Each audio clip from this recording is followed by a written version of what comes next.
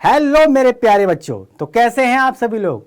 I hope कि आप सभी लोग अपने अपने घरों में स्वस्थ होंगे, मस्त होंगे, तंदुरुस्त होंगे। और हाँ, पूरी उम्मीद करता हूं कि आप अपनी क्लासों को बेहतर तरीके से ले रहे होंगे। जी हाँ, हिंदुस्तान के नंबर 1 हिंदी माध्यम प्लेटफॉर्म यानी कि डाउट नट पर रिवाइज इंडिया के माध्यम से अपनी पढ़ाई को बेहतर ढंग से कर रहे होंगे। जी हाँ, तो दोस्तों आज हम फिर से एक व्याकरण के एक नए चैप्टर के साथ हाजिर हैं। जी हाँ, मैं सब जानता हूँ, मेरे को तो कोई दिक्कत वाली परेशानी ही नहीं है। मैंने तो बहुत बढ़िया तैयारी कर रखी है। एग्जाम के टाइम में मैं सारे क्वेश्चन करके आऊँगा। तो रुको रुको रुको रुको बेटा, मत कर अहंकार, क्योंकि आज हम पढ़ाने जा रहे हैं अलंकार।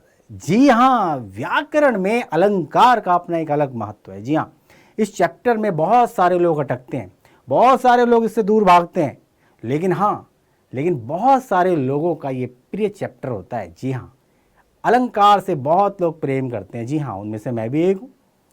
मेरे को बेहतरीन सब्जेक्ट लगता है ये व्याकरण, और व्याकरण में अलंकार की तो बात ही कुछ और है। तो कुछ समझ में आ रहा है कि अलंकार कहते किसको है ना, क्या होता है अलंकार। कुछ चीज़ें समझ में आ रही हैं। सुना सुना सा लग रहा है। अरे किसी मार्केट में अगर आप जा रहे हो तो कुछ कहीं लिखा हुआ देखा है, किस गली में, किसी मोहल्ले में। जी हाँ, वस्त्र भंडार या फिर आभूषण केंद्र, कुछ याद आया। जी जी जी, वही, यस यस यस, वही ज्वेलरी शॉप, वही आभूषण केंद्र जिस पर हमारी मम्मी, हमारी बहनें क्या करने जाती हैं, आभूषण खरीदने जाती हैं। जी हाँ, तो अलंकार का मतलब ही होता है आभूषण। कुछ याद आया। यस, बिल्कुल सही जगह जा रहे हैं आप।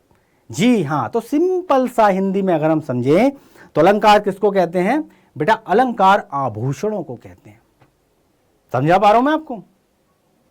अलंकार आभूषण को कहते हैं। तो स्टार्ट करें। तो स्टार्ट करने से पहले मैं आप सभी लोगों से रिक्वेस्ट करूंगा, हमेशा की तरह मुझे पूरी उम्मीद है कि आप इस वीडियो को भी उतना ही प्यार देंगे और सभी लोगों को, इस क्लास को जितने ज़्यादा लोगों को हो सकता है शेयर कर दीजिएगा। शेयर करिए, लाइक करिए और सब्सक्राइब करिए। ये 3 चीज़ें मैं आपसे मांगता हूं और इसके बदले आपको मैं बेहतर ढंग से आज अलंकार पढ़ाने जा रहा हूं। जी हाँ, तो दोस्तों आप ध्यान से पढ़िए और समझिए कि आखिर अलंकार इतने अच्छे तरीके से, इतने सिंपल तरीके से, और आपको भी लगेगा कि यस, अगर कोई सही तरीके से पढ़ाए तो सही तरीके से समझा जा सकता है, पढ़ा जा सकता है और एग्जाम के अंदर अच्छे नंबर लाए जा सकते हैं। जी हाँ, तो स्टार्ट करें। चलो बेटा, अलंकार। सबसे पहले मैंने आपको बताया अलंकार का मतलब ही होता है आभूषण। अलंकार का मतलब ही होता है बेटा क्या, आभूषण। जी हाँ, चलो ये पेन लिया। अलंकार का शाब्दिक अर्थ बेटा आभूषण होता है। कौन सा आभूषण? जिस प्रकार स्त्री की शोभा आभूषण से होती है, उसी प्रकार काव्य की शोभा अलंकार से होती है। अर्थात जो किसी वस्तु को अलंकृत करे, सुशोभित करे, वही अलंकार कहलाता है। बात समझ में आई? हाँ या ना? वेरी गुड, शाबाश। तो क्या है बेटा, अलंकार का मतलब आभूषण होता है। आपने देखा होगा जो हमारी मम्मी होती हैं, हमारी बहनें होती हैं, मामी, चाची, जितनी भी स्त्रियां होती हैं, वो उनकी सुंदरता बढ़ाने में इन आभूषणों का बड़ा अहम रोल होता है, बहुत बड़ा योगदान होता है। उसी तरीके से किसी काव्य की शोभा कब बढ़ती है, जब उसके अंदर सिंपल सी चीज अलंकार जोड़ दिया जाता है। क्लियर हो गया? आभूषण से किसी व्यक्ति की सुंदरता बढ़ जाती है और काव्य से, अलंकार से किसी काव्य की सुंदरता बढ़ जाती है। बात समझ में आ रही है? Very good. चलो, जैसे काव्यों की सुंदरता बढ़ाने वाले यंत्रों को ही अलंकार कहा जाता है। Very simple, clear. जिस प्रकार मनुष्य अपनी सुंदरता बढ़ाने के लिए विभिन्न प्रकार के आभूषणों का प्रयोग करते हैं, उसी तरह काव्यों की सुंदरता बढ़ाने के लिए भी अलंकारों का प्रयोग किया जाता है। यस, क्लियर हो गया? हम जो भी गहने, जो भी वस्तु अपने तन पर धारण करते हैं जिससे हमारी सुंदरता बढ़ जाती है, बेटा आभूषण कहलाते हैं। उसी प्रकार से किसी काव्य की शोभा तब बढ़ती है ना, जब उसके अंदर अलंकार जोड़ दिया जाता है। क्लियर हो गया? हाँ या ना? चलो बेटा आगे बढ़ के चलते हैं। चलो बेटा, अब बात आती है अलंकार के भेद। अलंकार के कितने भेद होते हैं? अलंकार के दो भेद होते हैं। कौन कौन से होते हैं? पहला होता है बेटा शब्दालंकार और दूसरा होता है अर्थालंकार। ये दो भेद होते हैं, याद रखना। शब्दालंकार और अर्थालंकार, ये दो भेद होते हैं। तो चलिए एक एक करके इसको समझते हैं कि शब्दालंकार किसको बोलते हैं और अर्थालंकार किसको बोलते हैं। ठीक है, तो शब्दालंकार क्या होते हैं? जो अलंकार शब्दों के माध्यम से काव्यों को अलंकृत करें, यानी कि काव्यों की शोभा बढ़ाएं, बेटा वही शब्दालंकार होते हैं। यानी कि किसी काव्य में कोई विशेष शब्द रखने से उसकी सुंदरता बढ़ जाती है, उसका सौंदर्य बढ़ जाता है, बेटा शब्दालंकार कहलाया जाता है। उसी को शब्दालंकार बोलते हैं। क्लियर हो गया? समझ में आई बात? वेरी गुड, शाबाश। तो शब्द से जिसकी शोभा बढ़े उसी को बोलते हैं शब्दालंकार। क्लियर हो गया? चलो और आगे लेके चलते हैं। तो शब्दालंकार के पहले भेद समझते हैं, उसके बाद आएंगे बेटा अर्थालंकार पे। क्लियर हो गया? शब्द अलंकार के बेटा तीन भेद होते हैं। कौन कौन से होते हैं? पहला होता है अनुप्रास, दूसरा होता है यमक और तीसरा होता है श्लेष। क्लियर हो गया? चलो तो एक एक करके समझते हैं कि भाई ये अलंकार किसे कहते हैं। मैंने भी आपको समझाया, उसको एक एक करके समझते हैं। अनुप्रास अलंकार किसको बोलते हैं, यमक अलंकार किसको बोलते हैं, श्लेष अलंकार किसको बोलते हैं, है ना। तो अनुप्रास अलंकार बेटा किसको बोलते हैं? जब किसी काव्य को सुंदर बनाने के लिए किसी वर्ण, ध्यान देना किस पे जोर दे रहा हूं मैं, वर्ण। वर्ण मतलब अक्षर, है ना। किसी वर्ण की बार बार आवृत्ति हो, वह अनुप्रास अलंकार कहलाता है। बात समझ में आ रही है? किसी वर्ण की बार बार आवृत्ति हो, वहां अनुप्रास अलंकार होता है। किसी विशेष वर्ण की आवृत्ति से वाक्य सुनने में सुंदर लगता है, इसी को क्या कहा जाता है? अनुप्रास अलंकार कहा जाता है। क्लियर हो गया? एक वर्ण बार बार आता है, बार बार उसकी आवृत्ति होती है, उसी को अनुप्रास अलंकार कहते हैं। जैसे कुछ एग्जाम्पल दिए गए। चारु चंद्र की चंचल किरणें खेल रही हैं जल थल में। बेटा इसमें किसकी आवृत्ति बार बार हो रही है? इसमें चा शब्द की, यानी शब्द नहीं वर्ण। चा क्या है बेटा? चा अक्षर। चा वर्ण जो है, चा वर्ण की आवृत्ति बार बार हो रही है। क्लियर हो गया? आवृत्ति बार बार होने से वाक्य का सौंदर्य बढ़ रहा है, तो ये बेटा अनुप्रास अलंकार कहलाएगा। बात समझ में आ रही है? क्लियर? एक वर्ण बार बार जिसकी आवृत्ति हो, उससे उसका सौंदर्य बढ़ जाता है, उसी को अनुप्रास अलंकार कहा जाता है। इतना सिंपल है। दूसरा एग्जाम्पल लें, चलो। मधुर मधुर मुस्कान मनोहर मनुज वेश का उजियाला। बताओ, कमेंट में लिखो, कमेंट में बताओ। और हाँ बेटा शेयर जरूर करते रहो, इस क्लास को शेयर जरूर करो, क्योंकि अलंकार बहुत सारे लोग आज इसको पढ़ना चाहते थे। बहुत सारे लोगों ने कमेंट किया, तो बेटा इसको जितनी ज्यादा लोगों तक हो सकता है इस क्लास को शेयर कर दीजिएगा, ताकि उन लोगों को भी बेनिफिट हो सके, है ना। और हाँ, एग्जाम में जरूर आएगा, और बेटा यहीं से आएगा, ये भी बता देता हूं मैं आपको। तो ये वीडियो, ये क्लास आपको बहुत कुछ सिखाने वाली है, बहुत सारे लोगों को इसका बेनिफिट होने वाला है। क्लियर हो गया? तो इसमें किसकी आवृत्ति हो रही है बेटा बार बार? इसमें बेटा मां वर्ण की आवृत्ति बार बार हो रही है। किसकी हो रही है? मां वर्ण की आवृत्ति। और एक वर्ण बार बार आता है, अनुप्रास अलंकार कहलाता है। वेरी सिंपल, है ना। मां की वर्ण की आवृत्ति बार बार हो रही है, एवं हम जानते हैं कि जब किसी काव्य की, है ना, काव्य में किसी वर्ण या व्यंजन की एक से अधिक बार आवृत्ति हो, बेटा वहां अनुप्रास अलंकार होता है। Very simple. क्लियर है? सीधा सीधा समझते हैं। एक वर्ण बार बार आ रहा है, बार बार उसकी आवृत्ति हो रही है, क्या होगा? अनुप्रास अलंकार का उदाहरण होगा। तो बेटा इसमें मां शब्द जो है बेटा बार बार आ रहा है, बेटा इसी को अनुप्रास अलंकार का उदाहरण कहा जाता है। क्लियर हो गया? और आगे लेके चलते हैं। रघुपति राघव राजा राम, आपने भी सुना होगा, है ना। शुरू में आपने देखा होगा, बहुत सारे लोगों को हमने भी सुना था, हमने भी पढ़ाया गया था, हमें भी पढ़ा था, हमने भी पढ़ा था, है ना, रघुपति राघव राजा राम, ईश्वर अल्लाह तेरो नाम, है ना, सबको सन्मति दे भगवान। याद आया कुछ? हाँ, तो बेटा इसमें क्या है, रा शब्द की आवृत्ति बेटा बार बार हो रही है, समझ रहे हो? रा शब्द की आवृत्ति इसमें बार बार हो रही है, देख सकते हो आप, है ना। क्लियर हो गया? इसी आवृत्ति से, बार बार आवृत्ति होने से क्या हो रहा है, यहां पर सिंपल सी चीज है, अनुप्रास अलंकार होगा ये। क्लियर हो गया? हां या ना? आगे चलें, नोट डाउन कर लो। क्लियर है? ऐसे बहुत सारे एग्जाम्पल हैं, आप समझ लो। एक वर्ण बार बार आ रहा है, बहुत सारे एग्जाम्पल हैं। क्लियर है? तो सीधा सीधा क्या है, अनुप्रास अलंकार है। One of my favourite. Chandu के चाचा ने चंदू की चाची को चांदनी रात में चांदी की चम्मच से चटनी चटाई, है ना। आपने एक मूवी भी देखी होगी, एक फिल्म के अंदर भी, है ना। सिंपल सी चीज है। तो बेटा दोबारा लिखो, कौन कौन लिख सकता है इसको, कमेंट में लिखो उसको। चंदू के चाचा ने चंदू की चाची को चांदनी रात में चांदी की चम्मच से चटनी चटाई। इसमें किसकी आवृत्ति होती है बेटा, चा शब्द की। किसकी हो रही है, चा वर्ण, सॉरी शब्द नहीं वर्ण, चा वर्ण, चा वर्ण, चा अक्षर, चा वर्ण की आवृत्ति बार बार हो रही है। क्लियर है? चंदू के चाचा ने चंदू की चाची को चांदनी रात में चांदी की चम्मच से चटनी चटाई। कहां? चांदनी चौक में।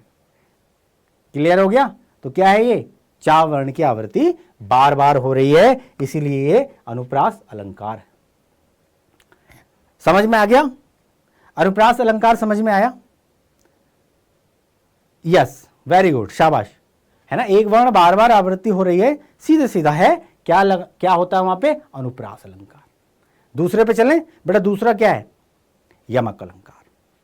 बेटा शब्द अलंकार के हैं ये, दूसरा भेद क्या है, यमक अलंकार। अब यमक अलंकार कहां, किसको बोलते हैं बेटा, जैसे अनुप्रास अलंकार था उसमें एक वर्ण बार बार आ रहा था, उसी तरह से यमक अलंकार में एक शब्द बार बार आता है, एक से अधिक बार आता है और उसके मतलब भी बदल जाते हैं। तो क्या होता है यमक, पहले समझते हैं क्या है। अनुप्रास अलंकार, यमक अलंकार के अंदर एक वर्ण की आवृत्ति, अनुप्रास अलंकार में जैसे मैंने अभी बता रहा हूं आपको, एक वर्ण की आवृत्ति बार बार हो रही है तो अनुप्रास हो गया, और एक शब्द अगर बार बार आ रहा है, एक से कई बार आ रहा है, तो बेटा यमक हो गया। क्लियर हो गया? एक शब्द बार बार आए तो क्या हो गया, यमक हो गया। एक वर्ण आ रहा है बार बार तो क्या हो गया, अनुप्रास, और एक शब्द अगर बार बार आ रहा है तो बेटा यमक। क्लियर हो गया?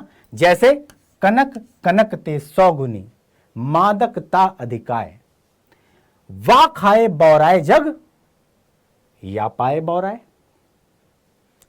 अर्थात भावार्थ इसका क्या है ना, इसका अर्थ क्या है बेटा, एक कनक जो है बेटा इसका तात्पर्य है धतूरे से, इसको बोलते हैं बेटा धतूरा, और दूसरा है इसको बोलते हैं बेटा सोना। क्या बोलते हैं, सोना। एक को धतूरा बोला जा रहा है, दूसरे को सोना।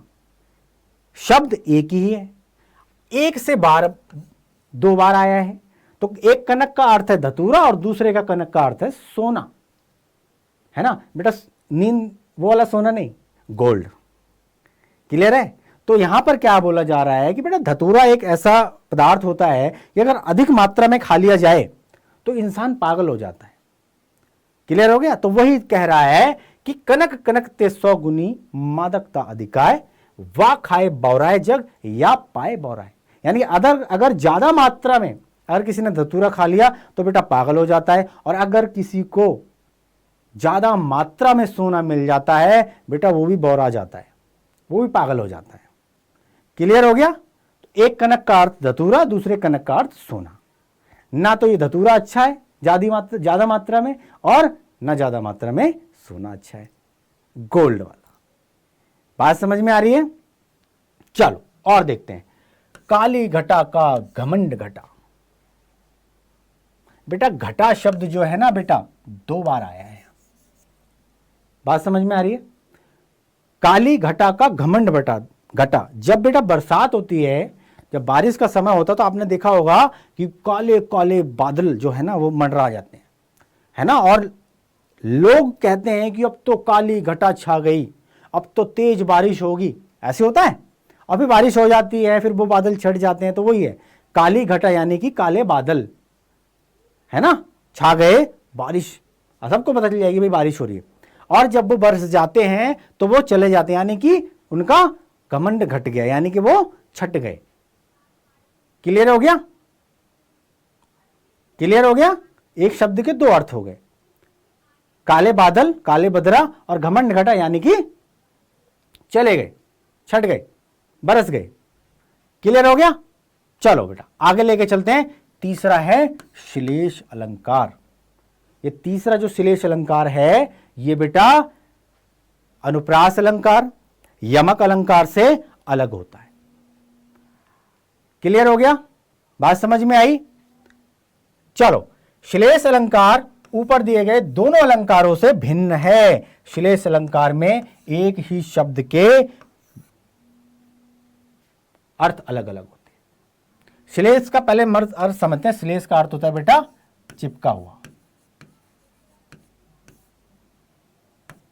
या चिपकना। क्लियर हो गया? चिपका हुआ यानी कि शब्द तो एक ही है, क्लियर, लेकिन उसके अर्थ अलग अलग हो जाते हैं। क्लियर हो गया? तो ये इसका एग्जाम्पल है। इसका एग्जाम्पल कैसे, ये देखो, पानी गए न उबरे मोती मानुष चून। यहां पे क्या है बेटा, पानी शब्द, क्लियर है, पानी जो शब्द है ये बेटा एक बार आया है, लेकिन इसके अर्थ तीन निकल रहे हैं इसके अंदर। बात समझ में आ रही है? बात समझ में आ रही है आपको? हां या ना, जल्दी बताओ फटाफट, जल्दी से बताओ, जल्दी से बताओ फटाफट, हां या ना। पानी एक बार आया है लेकिन अर्थ इसके तीन निकलेंगे, तीन अर्थ निकल रहे हैं इसके। बात समझ में आ रही है? यस, चले आगे बढ़े, वेरी गुड, शाबाश। रहीम के जोहे में पानी शब्द को इंगित किया गया है। पानी के बिना मोती की चमक संभव नहीं है। तो एक पानी का तात्पर्य बेटा यहां पर मोती से है, दूसरे पानी के बिना आटे का भी कोई अर्थ नहीं है। ठीक उसी प्रकार मनुष्य बिना पानी अर्थात सम्मान के कुछ नहीं है। तीन अर्थ हैं। पानी एक है, एक बार आया है, लेकिन अर्थ इसके तीन है। बात समझ में आ रही है? वेरी गुड, आगे बढ़े जी, वेरी गुड यार, शाबाश शाबाश। तो हाँ बिल्कुल, तो पानी बेटा एक बार आया है लेकिन इसके अर्थ तीन निकल रहे हैं। बात समझ में आ रही है? वेरी गुड यार, शाबाश। चलो आगे चलते हैं। सीधी चलते राह जो रहते सदा निशंग, जो करते विप्लव उन्हें हरि का है आतंक। बेटा यहां हरि, हरि शब्द एक बार आया है लेकिन इसके अर्थ अलग अलग है ना। क्लियर है? उदाहरण देखते हैं। जैसे कि आप देख सकते हैं एक शब्द बार बार प्रयुक्त हुआ, एक बार प्रयुक्त हुआ है, लेकिन उसके दो अर्थ निकलते हैं। पहला अर्थ बेटा बंदर से है, ध्यान देना, किससे? बंदर से। और दूसरा का क्या है? भगवान, हरि, परमात्मा। क्लियर हो गया? तो बेटा ये जो दोहा है इसको आप बंदर के संदर्भ में भी इस्तेमाल कर सकते हो और भगवान के भी संदर्भ में इस्तेमाल कर सकते हो। क्लियर है? चलो अब बात आती है अर्था अलंकार की। सबसे पहले तो ये बताओ कि शब्दा अलंकार क्लियर हुए या नहीं, हां या ना। शब्दा अलंकार के कितने? तीन, वेरी गुड, शाबाश। हां, तीन भेद होते हैं, अनुप्रास, यमक और श्लेष। क्लियर हो गया? हां, वेरी गुड, शाबाश। बेटा वो पढ़ा रहा हूं आपको जो आपके सिलेबस के अंदर आएगा, इसी में से आएगा। तो बहुत सारे अलंकार हैं, इधर उधर आप कंफ्यूज ना हो। बेटा जो पढ़ा रहा हूं ना बेटा इसी में से आएगा, ध्यान रखना। आपके सिलेबस में जो है बेटा वही पढ़ रहे हो आप। क्लियर हो गया? तब बात अर्थालंकार पर करते हैं। शब्दालंकार, अलंकार कितने प्रकार के होते हैं? दो प्रकार के होते हैं। शब्दालंकार के तीन भेद होते हैं, मैं पढ़ा चुका। अब आते हैं अर्था अलंकार पे। क्लियर हो गया? अर्था अलंकार जब किसी काव्य की, किसी शब्द की या किसी भी तरह के लेखन की अर्थ के आधार पर, वहां पे क्या था, शब्द, और यहां पर क्या है बेटा, अर्थ। अर्थ के आधार पर शोभा बढ़ाई जाए, उसके अर्थ के हिसाब से उसको सुंदर बनाया जाए, बेटा उसी को अर्था अलंकार कहा जाता है। वहां शब्द से, वर्ण से, क्लियर हो गया, शब्द से शब्दालंकार और यहां अर्थ से, है ना। बात समझ में आ रहे हो? वेरी गुड, शाबाश। चलो भेद समझ लें इनके। चलो तो बेटा अर्थालंकार के 5 भेद होते हैं, ध्यान से समझना। अरे सर कैसे याद करेंगे, पहले 3 अब 5, है ना। तो मैं ट्रिक भी बताऊंगा आपको, याद करने की ट्रिक बताऊंगा ताकि आपको अर्था अलंकार याद रहे, है ना। क्लियर हो गया? हाँ बेटा, अर्थ, जी जी बेटा, देखो देखो, है ना। अर्थ से किसी काव्य की शोभा बढ़ जाए, सौंदर्य बढ़ जाए, सुंदरता बढ़ जाए, अर्थालंकार, वेरी सिंपल। हाँ, इसके भेद कितने होते हैं बेटा? इसके 5 भेद होते हैं। कौन कौन से होते हैं? उपमा अलंकार, रूपक अलंकार, उत्प्रेक्षा अलंकार, अतिशयोक्ति और मानवीकरण। बेटा 5 हैं, नोट डाउन कर लो, याद करो। हाँ बेटा, हाँ बिल्कुल बेटा, याद हो जाएंगे। ट्रिक बताऊंगा मैं आपको, बहुत आसान हो जाएगा। अच्छा पहले तो एक बात बताओ, कौन कौन व्यक्ति है, कौन कौन ऐसा छात्र है, कौन स्टूडेंट है जो बेटा कॉपी और पेन लेकर बैठा है? हाँ बेटा, अगर आप यहां देख रहे हो और नोट डाउन भी साथ साथ कर रहे हो, बेटा आपको इसका मतलब याद हो रहा है, बहुत जल्दी कवर करोगे आप, है ना। नहीं समझ में आ रहा है बेटा, दोबारा इस क्लास को देख लेना। और मैं इतने डीपली समझा रहा हूं, इतने आसानी से समझा रहा हूं बेटा, 100% समझ में आएगा, ऐसा नहीं हो सकता। फिर भी आप दोबारा जब क्लास देखोगे तब समझ में आ जाएगा। क्लियर है? तो ये 5 भेद होते हैं, तो पहले एक एक करके समझते हैं, लेकिन उससे पहले तरीका जिसका मैंने जिक्र किया था स्टार्टिंग में ही, शुरुआत में ही मैंने बताया था कि मैं आपको ट्रिक बताऊंगा और जिस ट्रिक से आप आसानी के साथ इसको याद कर सकते हो। तो अर्थालंकार मैंने बताया था। उपमा, उपमा क्या है ये बताओ जल्दी फटाफट। हाँ, एक व्यंजन का नाम है, वेरी गुड, शाबाश। खाया, अच्छा किस किसने उपमा खाया है, जल्दी बताओ। उपमा किसने खाया है, जल्दी बताओ फटाफट। हाँ, नाश्ते में उपमा खाया है। हाँ, काफी सारे बच्चों ने उपमा खाया है। तो बेटा उपमा पे ही ये तरीका है, इसको याद करो। उपमा अलंकार से शुरुआत करते हैं। तो बेटा उपमा खाया, हाँ जी बिल्कुल खाया होगा, जी जी जी, yes yes yes yes yes. तो बेटा उसी पर मैं एक ट्रिक बता रहा हूं, इसको याद करो। बेटा उपमा खाया, उपमा खाने के बाद रूप निखर आया, उपमा से हो गया उपमा अलंकार, रूप निखर आया यानी कि रूपक अलंकार। अब हम कल्पना या उत्प्रेक्षा संभावना कर सकते हैं, इससे आ गया उत्प्रेक्षा अलंकार। क्लियर हो गया? क्योंकि हम मानव हैं तो बेटा मानवीकरण। क्लियर हो गया? इसमें कोई अति नहीं है, आ गया अतिशयोक्ति अलंकार। क्लियर हो गया? उपमा अलंकार, रूपक अलंकार, उत्प्रेक्षा अलंकार, मानवीकरण और अतिशयोक्ति। इसको कैसे याद करेंगे? इसको दोहे की तरह आप लिख लो, 2-4 बार लिखोगे याद हो जाएगा। बेटा उपमा खाया, रूप निखर आया। अब हम कल्पना या उत्प्रेक्षा संभावना, उत्प्रेक्षा का मतलब होता है कल्पना करना, संभावना, है ना, उत्प्रेक्षा अलंकार। क्लियर हो गया? क्योंकि हम मानव हैं, मानवीकरण अलंकार, और इसमें कोई अति नहीं, अतिशयोक्ति। बेटा इसको याद कर लोगे, ये अपने आप याद हो जाएंगे। Very simple. समझ में आया? तरीका समझ में आया? हाँ, 2-4 बार लिखोगे अपने आप समझ में आ जाएगा। चलें एक करके। चलो सबसे पहले है बेटा उपमा अलंकार। हाँ बेटा आपने खाया है, मुझे पता है। चलो यहां देखो, उपमा अलंकार किसे कहते हैं? जब काव्य में किसी वस्तु या व्यक्ति की तुलना किसी अत्यंत प्रसिद्ध वस्तु या व्यक्ति से की जाती है, उसी को उपमा अलंकार कहा जाता है। क्लियर है? समझ में आया? किसी वस्तु या व्यक्ति की तुलना किसी अत्यंत प्रसिद्ध वस्तु या व्यक्ति से की जाती है बेटा, उसी को उपमा अलंकार कहा जाता है। क्लियर हो गया? एग्जाम्पल देखें, जैसे कर कमल सा कोमल है। यहां पे क्या हो रहा है? पैरों को कमल के समान कोमल बताया गया है, और यहां पर पीपर पात सरिस मन डोला, है ना? किसके उदाहरण हैं? उपमा अलंकार के उदाहरण है। यहां पे क्या हो रहा है? यहां पर कमल के समान कोमल बताया जा रहा है चरणों को, और यहां पर मन हृदय को किसके? पीपल के पत्ते की तरह हिलते डुलते हुए बताया जा रहा है। क्लियर है? बात समझ में आई? चलो, अब उपमेय के बेटा, उपमा अलंकार के बेटा कितने? 4 भेद होते हैं। ध्यान रखना, कितने होते हैं?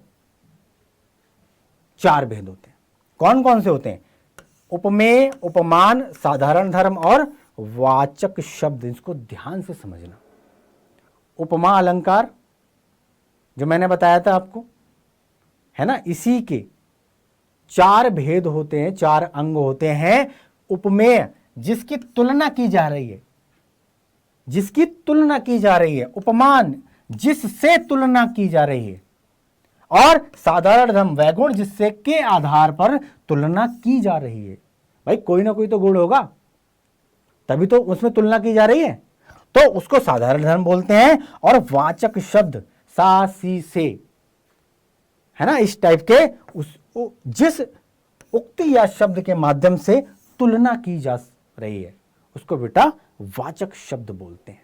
ये 4 है, नोट डाउन कर लो फटाफट, दोबारा से कर लो। उपमेय, उपमान, साधारण धर्म और वाचक शब्द किसके हैं बेटा? उपमा के। क्लियर हो गया? चलो बेटा और आगे लेके चलें। चलो स्टार्ट। पीपर पात सरिस मंडोला। अब इसको एग्जाम्पल के द्वारा समझते हैं। ये जो है ना उपमेय, उपमान, साधारण धर्म, वाचक शब्द, इसको बेटा एग्जाम्पल के द्वारा समझते हैं। ऊपर दिए गए उदाहरण के अंदर मन को पीपल के पत्ते की तरह हिलता हुआ बताया जा रहा है। अब मन तो हमारे अंदर है, क्या ऐसा हो सकता है? दिख रहा है किसी को हिलता हुआ? दिखाई दे रहा है किसी को? लेकिन पीपल के पत्ते की तरह, है ना। मन तो बड़ा चंचल होता है, चंचल स्वभाव होता है, कहीं पे भी पहुंच जाता है ना, कुछ भी सोचने लगता है। तो वही दिखाया गया है, वही दर्शाया गया है। इसके अंदर बताया गया है पीपल के पत्ते की तरह हिलता हुआ, है ना। तो इस उदाहरण में मन क्या है? उपमेय है। क्लियर हो गया? मन उपमेय है, पीपर पात यानी कि तुलना इससे हो रही है, तो ये हो गया बेटा उपमान, है ना। डोला ये क्या है? साधारण धर्म एवं सरिस अर्थात के समान, ये क्या है बेटा? वाचक शब्द। क्लियर हो गया? जैसा कि हम जानते हैं कि जब किन्हीं 2 वस्तुओं की उनके एक समान धर्म की वजह से तुलना की जाती है, उपमा अलंकार होता है। क्लियर हो गया? ध्यान समझना। पीपर क्या है? मन क्या है? उपमेय। पीपर पात उपमान, पीपल के पत्ते की तरह, है ना, उसी से तुलना हो रही है। और डोला, डोल रहा है, ये क्या है बेटा? साधारण धर्म और सरिस, है ना, के समान, ये हो गया वाचक शब्द। क्लियर हो गया? क्लियर? चलो और देखते हैं। कर कमल सा कोमल है। यहां क्या है बेटा? पैरों को कमल के समान कोमल बताया गया है ना। तो क्या है बेटा? कर उपमेय है, कर ये क्या है? उपमेय। क्लियर? कमल बेटा क्या है? उपमान, है ना। और साधारण धर्म कोमलता, बेटा ये कोमलता, ये बेटा साधारण धर्म हो गया। और उपयुक्त वाक्य में सा, कौन सा? ये वाला सा, ये क्या हो गया? ये वाचक शब्द हो गया। क्लियर हो गया? हाँ या ना? बताओ, हां या ना? ये उपमा अलंकार के एग्जाम्पल हैं। क्लियर हो गया? इसके बाद चलते हैं बेटा रूपक अलंकार। उपमा खाया रूप निखर आया, है ना। तो दूसरा क्या है, रूपक अलंकार। जब किसी विशेष विषय की वस्तु तुलना किसी अन्य विषय से ऐसे की जाए कि एक विषय को दूसरे का ही रूप समझ लिया जाए, अर्थात एक विषय को दूसरे विषय से पृथक ना समझा जाए या उनमें भेद ना किया जाए, है ना, उसको क्या बोलते हैं, रूपक अलंकार कहा जाता है। बात समझ में आ रही है, क्लियर हो गया। यहां क्या हो रहा है, किसी विषय की तुलना किसी अन्य विषय से ऐसे की जाती है जैसे एक विषय को दूसरे का ही रूप समझा जाता है। क्लियर हो गया, चाहे ये या फिर ये दोनों एक समान, है ना, उसी को रूपक अलंकार कहा जाता है। चलो समझते हैं। मैया मैं तो चंद्र खिलौना ले हूं, बाल हट बच्चा अड़ गया। नहीं जी, मुझे चंद्रमा के जैसा नहीं चाहिए, मुझे चंद्र खिलौना ही चाहिए, यही चंद्रमा चाहिए मुझे तो, ना जी ना, इसके अलावा मुझे कुछ चाहिए ही नहीं, चांद के समान कोई और, ना ना ना ना, मुझे चंद्र खिलौना ही चाहिए। क्या हो गया, रूपक अलंकार। चंद्र को खिलौना बना दिया। बात समझ में आ रही है, वेरी गुड, शाबाश। चरण कमल बंदो है हरि राई। क्लियर है, क्या है बेटा, यहां पे चरणों को कमल के समान न दिखाकर चरणों को ही कमल बोल दिया गया। अतः ये क्या है, रूपक अलंकार। वेरी सिंपल, समझ में आ गई बात, है ना। ऐसे चरण कमलों को छोड़ के मैं कहां जाऊं, है ना, समझ में आ गई बात। चलो बेटा आगे लेके चलते हैं। उत्प्रेक्षा अलंकार,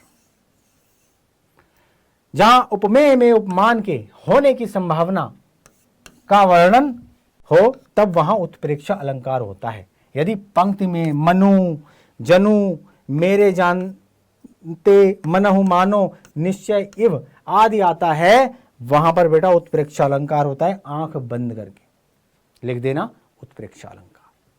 क्लियर है, बात समझ में आ रही है।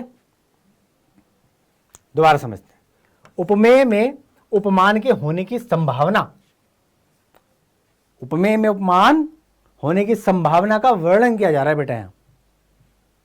क्लियर हो गया, वहां उत्प्रेक्षा अलंकार होगा। और मनु जनु मेरे जानते मनहु मानो निश्चय इव आदि अगर कोई शब्द आ रहा है तो बेटा आंख बंद करके उत्प्रेक्षा अलंकार होगा। जैसे मुख मानो चंद्रमा है, उसका मुख मानो चंद्रमा।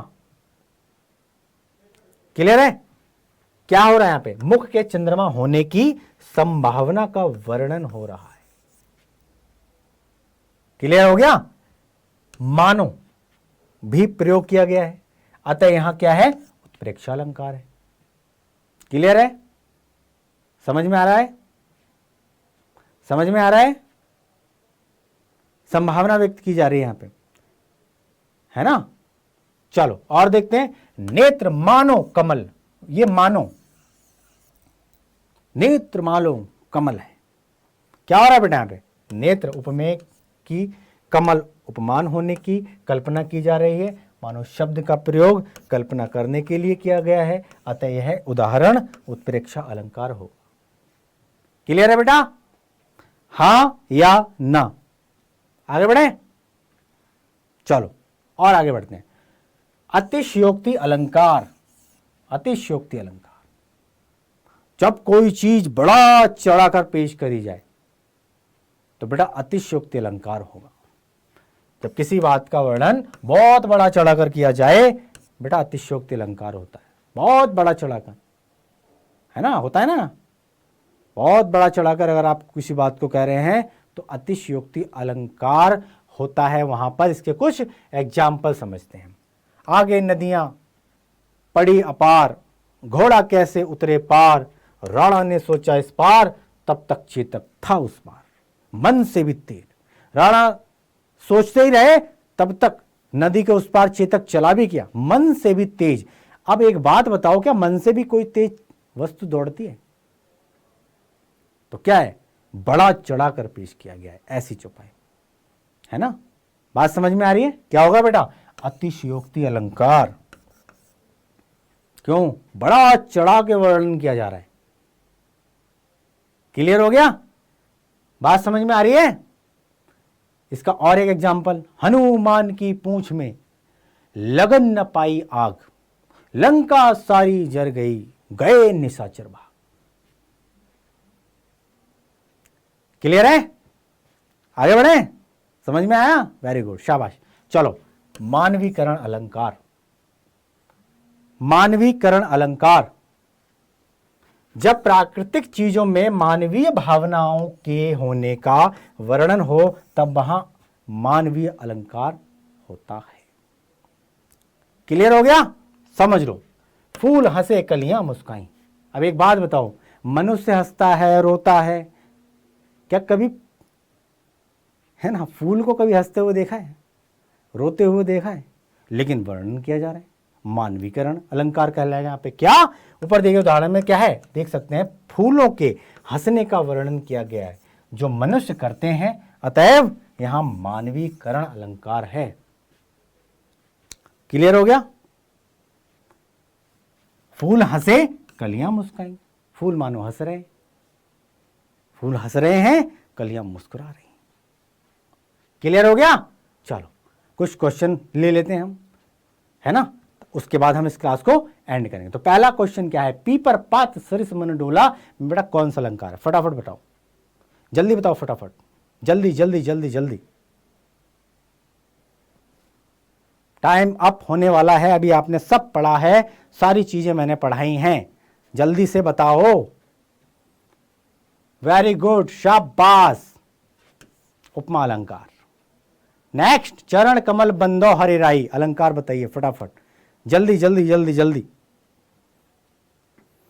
जल्दी बताओ, जल्दी से बताओ, टाइम अप होने वाला है। वेरी गुड, शाबाश, बहुत सारे बच्चे अच्छे आंसर दे रहे हैं, सही दे रहे हैं, एक्यूरेट दे रहे हैं। जी जी जी जी, वेरी गुड यार, वेरी गुड, शाबाश शाबाश, वेरी गुड, शाबाश शाबाश।